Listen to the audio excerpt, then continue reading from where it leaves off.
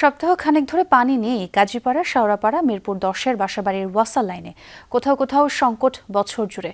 অতিরিক্ত টাকায় একই কর্তৃপক্ষের পানি কিনছেন বাসিন্দারা। বারবার লাইন পরিবর্তন করেও হচ্ছে না সমাধান।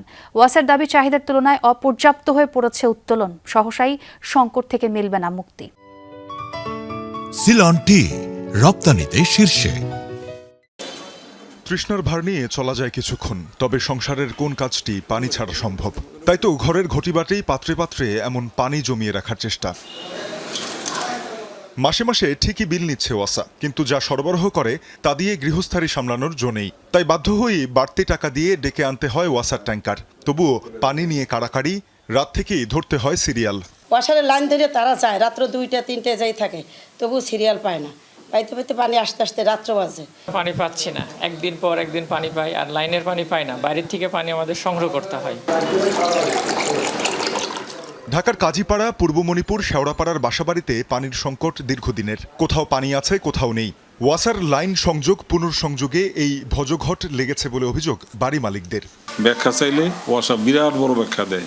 ভাকুরতার পানি, ওই গুলশান এলাকার বড় প্রজেক্টের অসুবিধা, এদিকে পাম্পের পানি স্তর নিচে নেমে গেছে, কিন্তু তারা তো ভবিষ্যৎ চিন্তা করে বসাবে। পাশের 2 মাসে 3 মাসে পানি আছে, আমার পাশে পানি নেই। পাইপের স্লোপিং এর কারণে একে তো পাইপে পানি নেই, খালের মতো অবস্থা, যেদিকে স্লোপ ওদিকে পানি যাচ্ছে।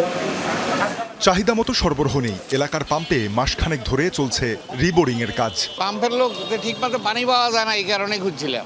আমরা এখন ড্রিলিং স্টেপে আছি, এরপর হচ্ছে গিয়ে আমরা জেটিং স্টেপে যাব, তারপর পাম্প ইনস্টল করে পানি পাওয়া যাবে। আশা করা যাচ্ছে যে 1 মাস লাগবে। মিরপুর 10-এর বিভিন্ন সড়কের বাসিন্দাদের একই অবস্থা। আপদকালীন সমাধানে প্রতিদিন 3200 লিটারের 199টি ট্যাঙ্কার কাজ করছে এলাকাগুলোতে, কিন্তু তাতেও ওয়াসার বিরুদ্ধে অনিয়ম ও অতিরিক্ত টাকা আদায়ের অভিযোগ। আমাদের সিরিয়াল 199 গাড়ি। 199 গাড়ি আপনি একদিনে?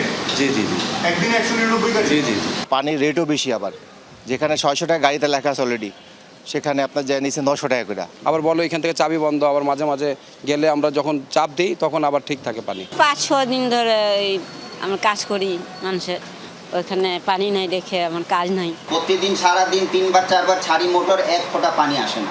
মধু ব্যাপারী মসজিদ, এটার মধ্যে পানি নাই।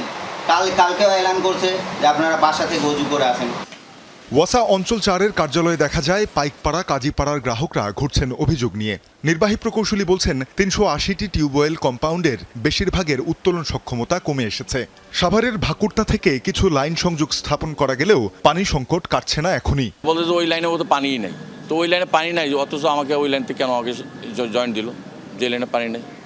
উনি আমাদেরকে একটা বিকল্প পরামর্শ দিয়েছেন যে পানির যে ক্রাইসিস, এটা ওনারা সমাধান করা কঠিন হবে, আপনারা বিকল্প চিন্তা করেন। যে এলাকাগুলো ডিপটিউবওয়েলগুলো আছে, এখানে কমপক্ষে 20 বছর আগে এই ডিপটিউবওয়েলগুলো কূপগুলো খনন করা হয়েছে। দীর্ঘদিন ধরে পানি এক্সট্রাক্ট করা হচ্ছে, কিন্তু নতুন জায়গা না পাওয়ায় আমরা কিন্তু ডিপটিউবওয়েল বসাতে পারতেছি না।